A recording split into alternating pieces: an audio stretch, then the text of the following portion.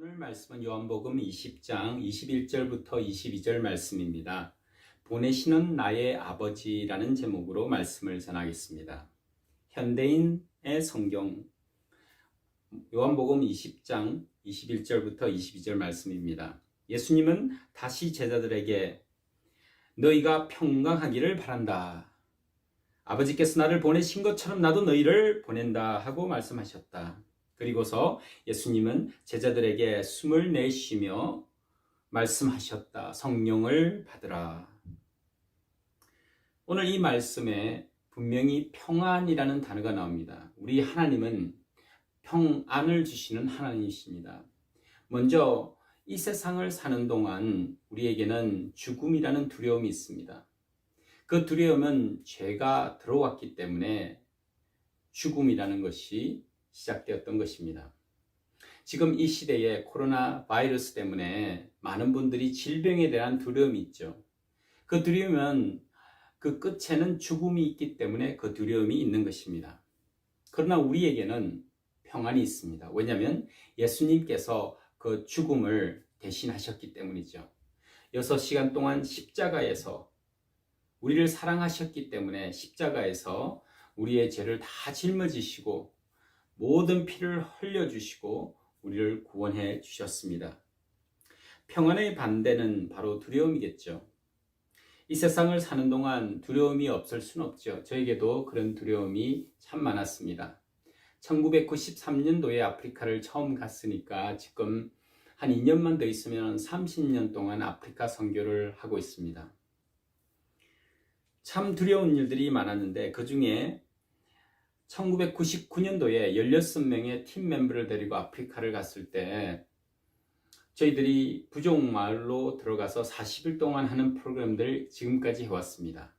그래서 시카고에서 한 100명이 넘는 젊은이들이 이 땅끝까지 가는 선교를 보고 체험하고 돌아갔습니다. 근데 그 99년도에는 우리 팀들을 다 데리고 다시 공항으로 와야 했던 차가 산 속에서 수도에서 한 16시간이나 떨어진 곳에서 차가 고장이 나버렸습니다. 아무리 밀고 당기고 하면서 차를 고쳐보려고 했지만 고쳐지지 않았습니다. 그때는 두려웠어요. 우리가 공항까지 가지 못하면 비행기 티켓을 다시 사야 하는 입장이었기 때문에 두려웠습니다. 그런데 그때 하나님께서 말씀으로 저에게 평안을 주셨습니다. 마지막 때가 되었을 때 진짜 천사들이 나팔을 불 때 예수님께서 재림하실 때 그때가 곧 온다는 겁니다. 언제 그때가 오는지 아십니까? 이 천국 복음이 땅끝까지 전해질 때 그제야 끝이리라고 마태복음 24장 14절 말씀에서 우리에게 선포하셨습니다. 이 복음이 땅끝까지 가면 참 2000년이 지났는데도 이 복음이 땅끝까지 가지 못했습니다. 모든 족속으로 제자를 삼아야라고 했는데 그 일이 이루어지지 않았습니다. 그 이유는 왜일까요? 두려움 때문입니다.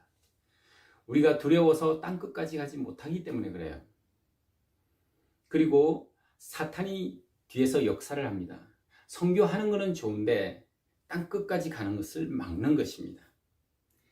저에게도 아프리카에 있는 동안 두려움이 참 많았습니다. 우리 딸이 말라리아 걸렸을 때 불덩이 같은 딸이 온도가 107도까지 올라갈 때가 있었습니다. 108도가 되면 그야말로 뇌가 손상이 올 수 있다고 합니다. 1도 차이로 하나님께서는 우리 딸이 그런 뇌 손상이 오지 않도록 도와주셨습니다. 107도가 되었을 때 아이가 경련을 일으키기 시작하더라고요. 막 몸이 경련이 일어나면서 떨기 시작했습니다. 그때 저는 두려웠습니다.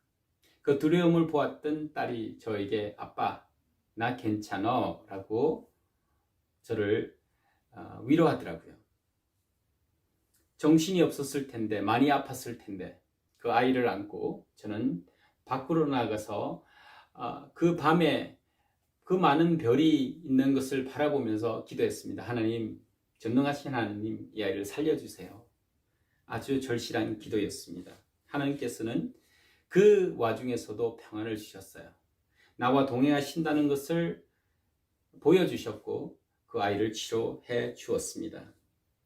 막내는 더 질병이 많았어요. 아프리카에서 임신을 하였고 와이프가 그 아이가 태어나자마자 9개월 동안은 몸무게가 늘지 않았습니다. 얼마나 질병이 많았든지 조금 낫는가 싶으면 또 질병이 생기고 막 목이 인펙션이 생겨서 열이 나고 먹지도 못하고 계속해서 설사를 하는 것이었습니다. 그 아이가 하나님께서는 데려가실 줄만 알았어요. 그래서 저는 이렇게 하나님께 기도했습니다. 하나님, 저는 그래도 감당할 수 있을 것 같아요. 남자니까. 그런데 제 아내는 견디지 못할 것 같습니다. 미칠 것 같습니다. 도와주세요. 라는 절실한 기도를 드렸던 적이 있습니다. 그런데 그 와중에서도 저희들은 아프리카를 떠날 생각을 전혀 하지 않았습니다. 왜냐하면 하나님의 인도하심이 그곳에 있었기 때문입니다. 그리고 하나님이 같이 하셨기 때문에 저희에게는 그 고난 속에서도 평안이 있었습니다. 평안이 없다면 우리는 계속 선교를 하지 못했겠죠. 가장 힘들었던 것은 아마도 선교사의 죽음, 순교였습니다. 교사로 1년을 헌신하고 왔던 자매가 말라리아로 영적 전투 속에서 말라리아로 많이 힘든 그 상황, 2004년도에 학교가 시작되는 그 시기에 교사로 왔던 한 명이 말라리아로 순교하게 되었던 겁니다. 그 순교의 소식을 그 어머님, 아버님에게 전해야 됐습니다. 한국에 계셨는데 그분은 우리에게는 순교자의 피가 흐르는 집안입니다 라고 답변을 하였습니다. 그리고는 그 딸의 시신을 한국으로 운송해 주기를 부탁해 왔습니다. 참 그것을 준비하는 과정이 쉽지 않았어요. 그리고 저는 그 과정을 마치고 이제 차를 몰면서 저희 부족 마을로 10시간이 넘는 산을 넘고 강을 넘어서 우리 마을까지 오는 도중 기도가 나왔습니다. 하나님, 왜 데려가셨습니까? 울면서 기도했습니다.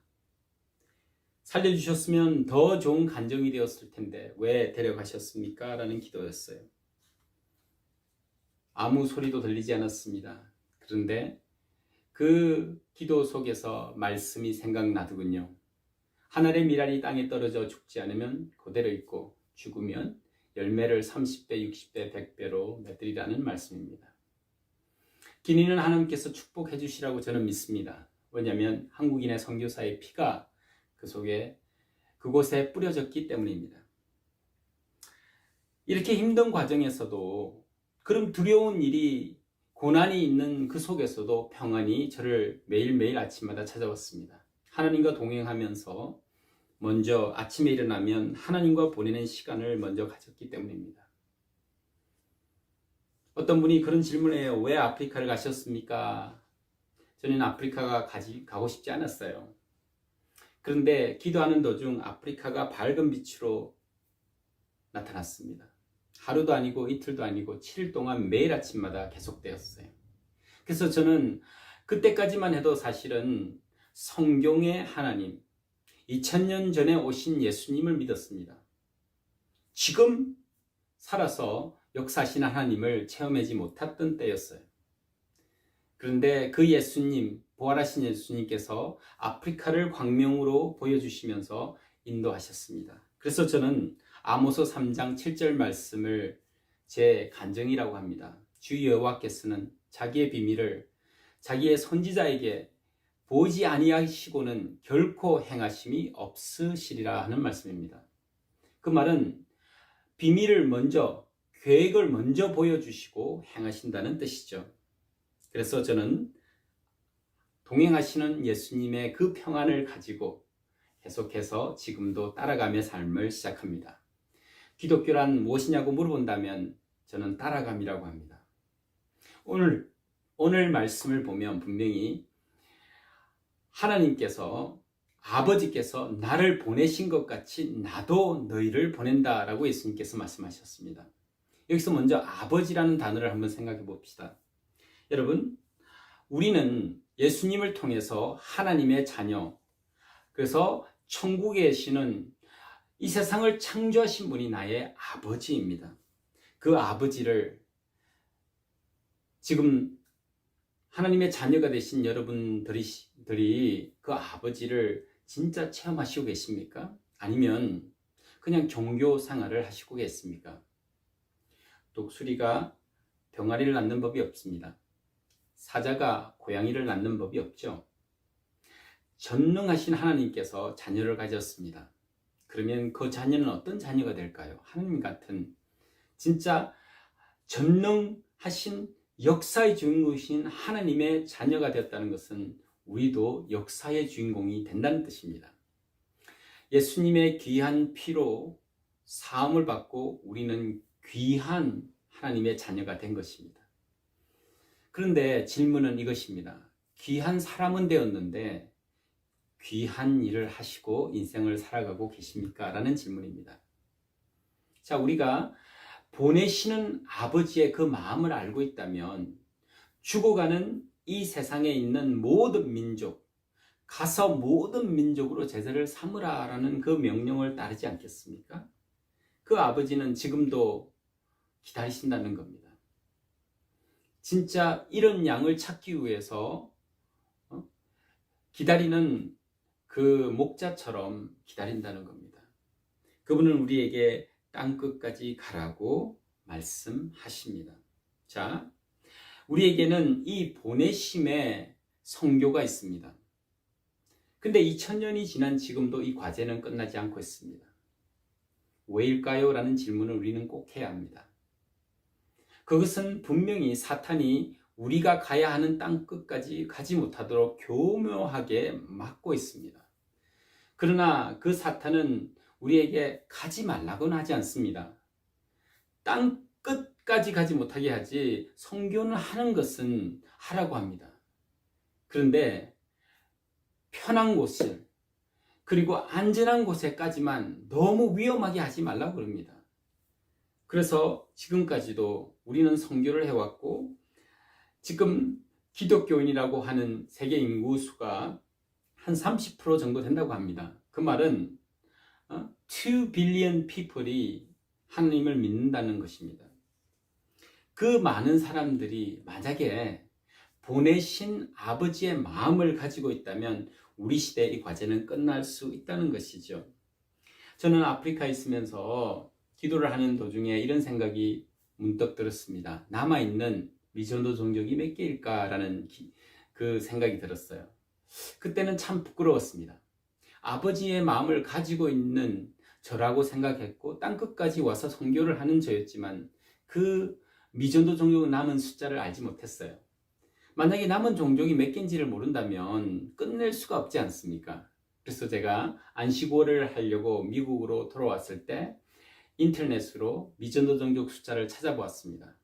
그랬더니 여러 통계가 있더라고요. 그리고 또 너무 많은 분들이 이제 하나님의 자녀들이 하나님의 마음을 가지고 끝을 보려고 그 통계를 연구하고 있고 또 교회들에게 미전도 종족 선교라는 이름으로 서로 알리고 그런 일을 하고 있었어요.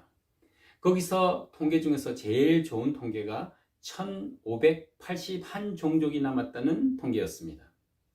그렇다면 아주 자연스럽게 우리의 목표는 1581명의 선교사면 우리 과제는 끝낼 수 있겠구나 라는 생각이 들었습니다. 그래서 이 사역을 위해서 시카고에서 1.5세 2세들을 중심으로 Teach Us Mission이라는 단체를 창설하게 되었습니다.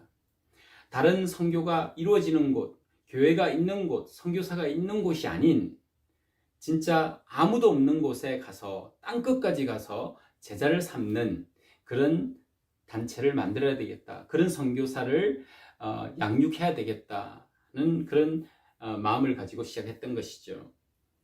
그래서 1581종족이라는 그 숫자를 가는 곳마다 전했습니다. 그리고 그 목표를 세우고 저희들이 계획을 세웠죠. 계속해서 1581 선교사를 찾습니다라는 도전을 하였습니다. 그러던 도중 안식월에 제가 미국을 방문해서 필요한 것이 있어서 워마트를 갔습니다. 근데 그때 당시에 처음으로 프리페이드 전화기가 나왔어요. 핸드폰이. 그리고 15불밖에 하지 않는데 30분의 시간을 준다는 거예요. 그래서 제가 미국에 방문 한동안 쓰면 참 좋겠다. 그래서 그 15불짜리 전화기를 사서 거기에 나와 있는 인스트럭션대로 연락을 하고 그 다음에 저의 이름과 주소와 모든 필요한 것들을 레지스터를 했습니다. 그리고는 제가 물었어요. 제 전화번호가 뭡니까? 라고 그랬더니 815-342-1581번이라고 하는 것입니다. 너무 놀랐습니다. 1581 종족을 위해서 그렇게 기대해 왔는데 하나님께서는 전화번호까지도 1581번을 주었습니다. 그래서 제일 먼저 전화한 친구에게, 같이 기도해 왔던 친구에게 내 전화번호를 받냐고 했더니 전화를 보면서 막 웃기 시작합니다. 그러면서 그래요. 왜 이런 일은 선교사님에게만 일어납니까? 라는 겁니다. 과연 그럴까요? 여러분, 우리가 하나님의 음성을 듣고 따라가고 그 하나님이 하신 일을 우리가 하기 시작한다면 하나님께서는 특별하게 보여주시고 인도해 주시고 채워주시고 해서 땅끝까지 가는 역사가 이루어지도록 하실 것이라는 것입니다. 여러분이 아버지를 제대로 알고 따라가기 시작한다면 우리 시대의 이 과제를 끝낼 수 있습니다. 자, 오늘 말씀에서 분명히 하나님께서는 우리에게 그냥 가라고 하지 않았습니다. 22절에 보면 그리고서 예수님은 제자들에게 숨을 내쉬며 말씀하셨다. 성령을 받으라. 숨을 내쉬었다는 표현은 이렇게 보면 돼요. 후 하고 부르시면서 성령을 제자들에게 부어 넣었다는 겁니다. 그러니까 그 성령이 우리에게 들어가면 사도행전 1장 8절 말씀을 보면 그 성령이 너희에게 임하시면 권능을 받는다고 하셨습니다. 그리고 권능을 받으면 우리가 예루살렘부터 온 유대, 사마리아 땅끝까지 이르러 나의 증인이 되리라 라고 선포하셨습니다. 여기서 선교를 4단계로 나눌 수 있겠죠. 예루살렘, M1 선교입니다. 여러분이 있는 그 교회가 있는 그 도시가 여러분의 선교지가 되겠죠. 그래서 거기서 제자 양육을 하고 거기서 진짜 사람들을 키우고 양을 먹이고 그리고 그 지역 사회를 발전시키고 복음을 전하고 하는 일을 해야 된다는 겁니다. 그리고 M2 선교는 국내에서도 다른 타 종족, 타 지역에서 오신 이민 온 사람들을 위해서 선교하고 제자 양육하고 복음을 전하는 일을 말합니다. 그리고 해외 선교가 이제 M3와 M4가 되는데 M3 선교는 도시 선교입니다. 그야말로 수도를 말하죠. 그리고 M4는 땅끝까지입니다. 자, M3 선교를 위해서 해외 선교를 위해서 M3에 투자되는 재정과 사람이 99% 이상이라는 통계가 있습니다. 그 말은 뭐냐면 균형을 잃은 선교를 하고 있다는 거죠. 사탄은 교묘하게 우리가 M3까지 가서 도시 선교까지 하라고 그럽니다. 제가 대학교를 다닐 때만 해도 30년 전인데 그때도 도시 선교를 하면 우리가 이 과제를 우리 시대에 끝낼 수 있습니다 라는 선교 전략자들의 말이 있었습니다. 그런데 지금도 계속해서 도시 선교를 중심으로 해야 된다고 합니다. 저는 그렇게 생각하지 않습니다. 우리가 균형을 갖추어서 도시 선교도 하고 그 대신 M4 선교인 땅끝까지 가는 선교를 해야 됩니다. 그래서 한인 선교사가 지금 3만 명이라 그러는데 3만 명 중에 1581 종족, 그러니까 1581명만 3만 명 중에 1581명이면 5%밖에 되지 않는 것이죠. 5% 정도만이라도 우리는 M4를 하겠다고 헌신하면 우리 과제는 우리 시대에 끝낼 수 있는 것입니다. 자, 여러분, M4 선교를 우리는 알려야 합니다. 그리고 진짜 예수님이 십자가에 돌아가신 것처럼 생명도 다 내려놓고 하나님 제가 가겠습니다 한다면 하나님께서는 그 사람을 들어서 제자 양육을 시작하고 그 부족에서 교회를 세우고 또 그 부족이 또 나아가서 다른 부족, 다른 지역에 가서 또 제자를 삼는 그런 역사가 일어난다는 것이죠. 그래서 우리는 성령을 받아 권능을 받은 사람들이 계속해서 주님을 따라가야 된다는 겁니다. 근데 요한복음 21장을 보면 성령을 받은 베드로, 성령을 받은 그 제자들이 20장에서 분명히 성령을 받으라 하고 쉼을 내쉬면서 예수님께서 하셨거든요. 그런데 21장 요한복음으로 가면 베드로가 친구들에게 그래요. 나 고기나 잡으러 갈래 라고 합니다. 그래서 고기를 잡으러 떠나가 버립니다. 자, 예수님을 믿고 또 성령을 받고도 우리가 성령으로 채워지지 못하고 인도하심을 경험하지 못하고 따라가지 않는다면 2000년 동안 이루어지지 못한 이 과제도 우리 시대에 이루어지지 못하고 나아가서 또 2000년이 지나고 3000년이 지날 수도 있다는 것입니다.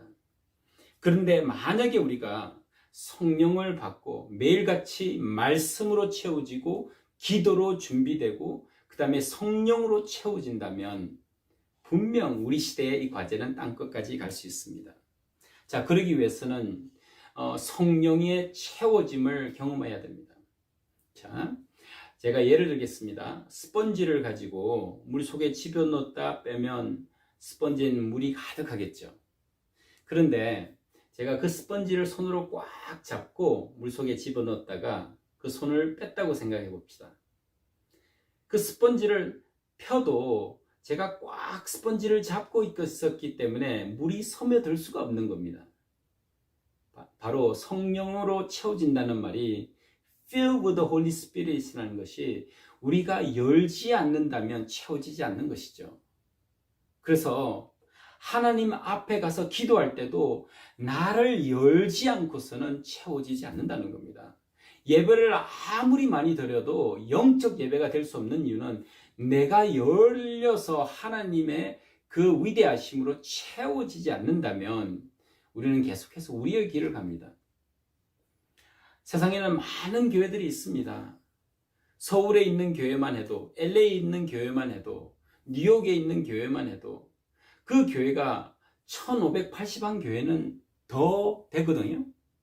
그래서 한 교회가 우리는 M4 선교를 하겠습니다 하면 이 과제는 진짜 땅끝까지 갈 수 있는 겁니다. 그런데 2000년이 지난 지금도 그걸 못하고 있는 거예요. 미전도 종족 선교라는 말을 참 많이 해왔습니다. 그런데 우리는 계속해서 미전도 종족 선교를 하자고 한다면 땅끝까지 못 갈 수도 있어요. 왜냐하면 제가 만닌카 종족을 선교하고 있습니다. 자, 기니에는 만닌카 부족 인구가 한 30% 되는데 수도에 가도 만닌카가 살고 있습니다. 30% 정도가 그 코나크리 수도의 인구의 30%가 만닌카거든요. 그래서 선교사님이 만닌카 선교를 하러 수도에 남아서 만약에 선교를 한다면 그분은 미전도 종족 선교사입니다. 틀린 말이 절대 아닙니다.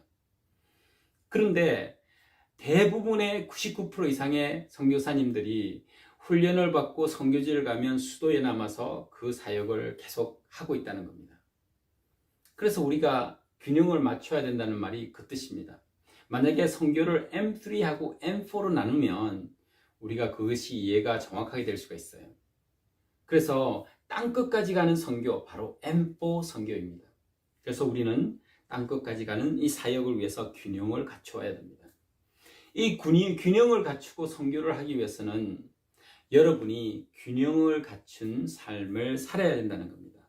어떻게 하면 영, 육, 혼이 균형을 이룰 수 있느냐라는 것이 문제입니다. 첫 번째로는 월십이 진정한 영적인 월십 예배가 되어야 된다는 것입니다.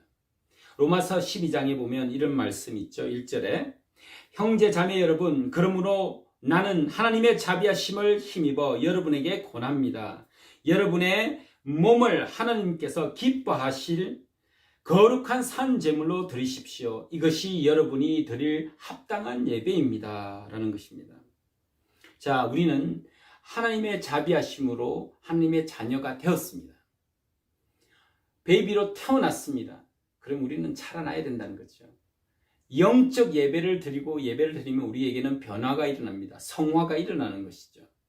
근데 예배를 드리는데도 내에게 변화가 없다. 그럼 그 예배는 죽은 예배입니다. 아니면 잘하면 혹시 태어나지도 못했을 수도 있다는 겁니다. 제가 만난 교인들 중에는 오늘이 마지막 날이라면 천국 가실 자신 있습니까? 라는 질문에 잘 모르겠는데요 하는 분들이 참 많았습니다. 자, 여러분, 성경은 아주 분명합니다. 예수님이 오신 목적은 구원을 주시려고 오셨습니다. 요한복음 10장 10절 말씀이 아주 요약이 잘 되어 있습니다.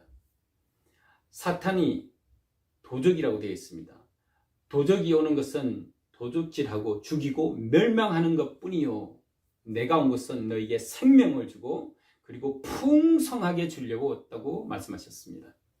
자, 영적 세계, 사탄의 그 꾀임수, 그는 멸망시키려고 죽이려고 온 겁니다. 우리에게 하나님 그 진정한 자녀가 되지 못하도록 종교인이 되라고 하지 하나님의 관계를 맺고 구원을 받는 일은 방해를 한다는 거예요. 그러니까 구원의 확신이 가봐야 알지 이렇게 생각하는 사람들이 많습니다.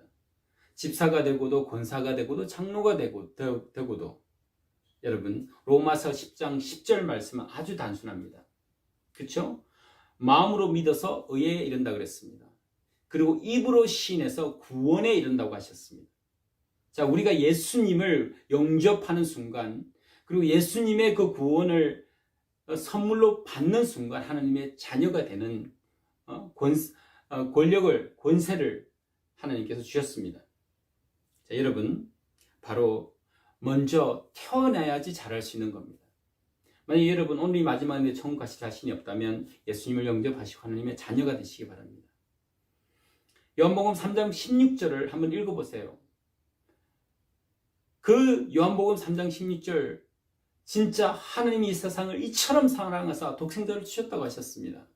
십자가에서 그분이 다 폐하시고는 다 죄를 짊어지시고 그를 믿는 자는 구원을 받고 영생을 이루라고 하셨습니다. 절대 멸망치 않는다고 하셨습니다. 그건 하나님의 약속입니다. 약속하신 하나님은, 우리 아버지는 신실하십니다. 그래서 그 일은 이루어질 것입니다. 두 번째로는 우리가 균형을 맞추기 위해서는 영적인 월십, 예배가 있어야 되죠. 두 번째로는 펠로십이 있어야 합니다. 영적인 교제, 그냥 만나서 밥을 같이 먹고 그냥 세상 이야기를 하는 그런 만남이 아니라 진짜 어떻게 하면 보내신 아버지를 따라갈 것인가, 땅끝까지 가는 선교를 할 것인가, 이런 대화를 나누는 진짜 영원한 나라를 위한 그런 교제가 있어야 된다는 것입니다. 세 번째로는 디사이플십입니다. 그래서 월십, 펠로십, 디사이플십, 이 세 가지의 균형을 맞춘다면 제자 양육이죠. 예수님은 가서 교회를 세우라 이런 말보다는 예수님께서는 가서 제자 삼으라 그랬습니다. 우리는 선교를 정의를 내릴 때 가서 제자 삼는 것이 선교입니다. 가서 방문하는 게 아니에요. 가서 BBS 하는 게 선교가 아닙니다. 가서 제자를 삼아야 합니다. 제자를 삼기 위해서는 시간이 걸립니다. 그래서 우리는 땅끝까지 가서 제자를 삼는 이 사역을 계속 해야 된다는 것이죠. 그래서 여러분 삶 속에서 따라가는 그 삶을 하기 위해서 개인적으로 예배를 드리시기 바랍니다. 가정으로 가정 예배를 드리시기 바랍니다.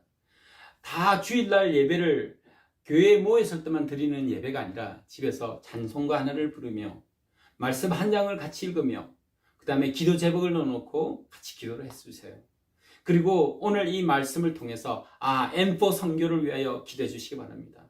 저를 위해서, 김자시와 선교사님을 위해서 기도해 주시고, M4 선교 티처스 미션이 땅끝까지 가게 해달라고 기도해 주시고, 1581 종족을 위해서 기도해 주시기 바랍니다.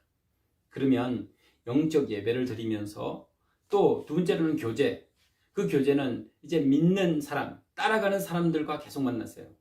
그냥 종교생활 하는 사람들을 만나는 게 아니고 한두 명이라도 하나님의 마음을 가진 그런 사람들과 교제하시고, 그리고 1:1 제자양육을 시작하세요. 예수님이 제자양육 해라 그랬죠? 제자양육 프로그램은 참 많습니다. 성경을 가르치는 게 아니라 제가 조금 더 먼저 간 사람이 뒤에 오는 사람들에게 어떻게 하면 조금 더 하나님과 가깝게 월십할 수 있을까, 펠로십 할 수 있을까, 디사이플십 할 수 있을까, 이런 걸로 가르치는 것이 아니라 보여주는 그런 것이죠. 그래서 디사이플십, 제자 양육 프로그램은 참 많습니다. 원하시면 우리 티처스 미션 웹사이트에 오보세요. 거기 오시면 제자 양육 그 프로그램을 다운받으실 수도 있습니다. 자, 자, 결론을 짓겠습니다. 보내시는 나의 아버지를 알고 계십니까? 아니면 너무나 멀리 떠나 계십니까? 여러분 마음속에 평안이 없고 기쁨이 없다면 아마도 하나님과 멀리 서 계실 겁니다. 여러분 하나님께 yes 하고 하나님과의 관계를 맺었을 때, 하나님의 자녀가 되었을 때 여러분과 하나님 관계는 이렇게 맺어졌습니다. 여러분께서 인생을 살다가 고난이 오고 진짜 힘든 시기가 왔을 때 여러분이 멀리 할 수도 있습니다. 손을 놔을 수도 있어요. 그러나 하나님의 손은 절대, 그분은 신실하시기 때문에 끝까지 그 손을 놓지 않으실 것입니다. 그리고 지금 여러분, 하나님은 여러분을 기다리십니다. 그래서 아버지의 음성을 듣고 아버지를 따라가면서 땅끝까지 함께 가시기를 소망합니다. 그 이유는 예수님께서 말씀하셨죠. 나의 기쁨이 너희 안에 있어 너의 기쁨이 충만하게 되리라는 것입니다. 자, 결론을 짓겠습니다. 요한계시록 3장 20절에 보면 라오디아 교회에게 이렇게 말씀하십니다. 그들은 차지도 않고 뜨겁지도 않는 교회라고 그랬습니다. 미지근하다는 것이에요. 이것도 아니고 저것도 아니고 그냥 종교인처럼 교회를 왔다 갔다 하는 사람들을 말합니다. 그들에게 예수님께서 보아라, 내가 문 밖에 서서 문을 두드리고 있다. 누구든지 내 음성을 듣고 문을 열면 나는 그에게로 들어가서 그와 함께 먹고 그는 나와 함께 먹을 것이다. 이기는 사람은 내가 이긴 뒤에 내 아버지와 함께 아버지의 보좌에 앉은 것과 같이 나와 함께 내 보좌에 앉게 하여 주겠다. 귀가 있는 자들은 성령이 교회들에게 하시는 말씀을 들으라. 이기는 사람은 그렇습니다. 여러분, 영적 전쟁은 끝이 났습니다. 언제 끝났냐면 2000년에 끝났어요. 십자가에서 끝나버렸습니다. 부활하신 예수님 때문에 끝나버렸습니다. 전쟁은 끝났고 우리는 승리자입니다. 하나님의 자녀가 된 사람은 다 승리자예요. 나는 승자라는 것을 항상 상기시키기 바랍니다. 그리고 우리가 해야 될 일은 땅끝까지 가서 이 복음을 선포하는 것입니다. 그리고 사탄이 앞에 서서 우리를 방해할 때 그에게 십자가를 외치며 예수님, 부활하신 예수님을 선포하며 떠나가라 해야 되는 겁니다. 우리는 전쟁은 끝이 나고 우리는 이겼다라는 것을 선포하는 것이 우리의 일입니다. 그래서 땅끝까지 이 복음이 가야 한다는 것이죠. 여러분, 마지막으로 한 간증만 하고 끝내겠습니다. 우리가 살고 있던 마을에 추장의 아내가 거의 죽을 병에 걸렸었습니다.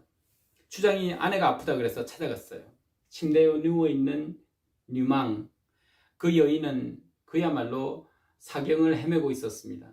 한쪽 눈은 하늘을 보고 있었고 한쪽 눈은 땅을 보고 있었어요. 대화를 할 수 없는 상황이었습니다. 그리고 청년인 아들이 옆에 앉아서 눈물을 흘리고 있었습니다. 그래서 복음을 전했습니다. 예수님을 믿으면 구원을 받습니다. 십자가에서 당신의 죄를 다 사해 주셨습니다. 예수님 믿고 구원 받으세요. 이렇게 기도해 주시기 바랍니다. 라면서 예수 온데메카 기시소로, 기시라는 말이 구원이란 말입니다. 예수 온데메카 아리제나소로, 아리제나가 천국입니다. 예수 온데메카 캔데얀디는 고침을 달라는 것이었습니다. 구원을 달라, 천국을 달라, 고침을 달라는 아주 단순한 기도였습니다. 근데 그 여인은 입을 열지 못하더라고요. 제가 보기에는 말을 하고 싶은데 입이 안 열리는 겁니다. 그러는 와중에 눈물 한 방울이, 위를 바라보고 있던 눈물 한 방울, 눈에서 눈물이 한 방울이 고이더니 눈물이 주르륵 하고 떨어졌습니다. 그리고는 입이 열리는데 꼭 말을 못하던 사람처럼, 그야말로 사탄이 그의 혀를 잡고 있는 것 같다는 느낌이 들었습니다. 예 떨면서 시작했던 그 여인의 기도. 예수 은데메카 키시소로, 구원을 주세요. 천국을 달라고 그럴 때는 목소리가 더 뚜렷해졌습니다. 마지막으로 고침을 달라 할 때는 정상으로 돌아왔어요. 축복 기도를 하고 하나님 천국을 주신다고 약속하셨죠. 예수님 이름으로 구하는 자에게, 모든 자에게 구원을 주시고 그리고 고침까지도 역사하여 달라고 축복 기도를 했습니다. 그리고 저는 집에 들어와서 아내에게 말했어요. 그때 우리가 이제 그 안식월을 가기 때문에 막 짐을 정리하고 그럴 때였는데 아내가 한 번 더 유망을 보고 가자고, 그 여인을 한 번 더 방문하고 가자고 그러면서 비타민하고 또 먹을 거 하고 이런 걸 좀 챙겨가지고 갖다 주자고, 그래서 그걸 챙겨서 2시간쯤 후에 그 방을 들어갔는데 사경을 헤매고 누워있던 자매가 앉아서 죽을 먹고 있는 겁니다. 할렐루야. 역사하시는 하나님이죠. 그리고 유망은 완전히 치료되어서 지금도 건강하게 살고 있습니다. 그게 한 10년 전 이야기입니다. 여러분, 우리는 가서 땅끝까지 가서 하나님의 그 파워를 선포하며 복음을 전하고 제자 양육을 해야 된다는 것입니다. 함께 기도하면서 1581종족을 향해 달려가는 여러분과 제가 되고, 또 평안을 누리면서 이 세상을 살아가는 여러분과 제가 되기를 축복합니다.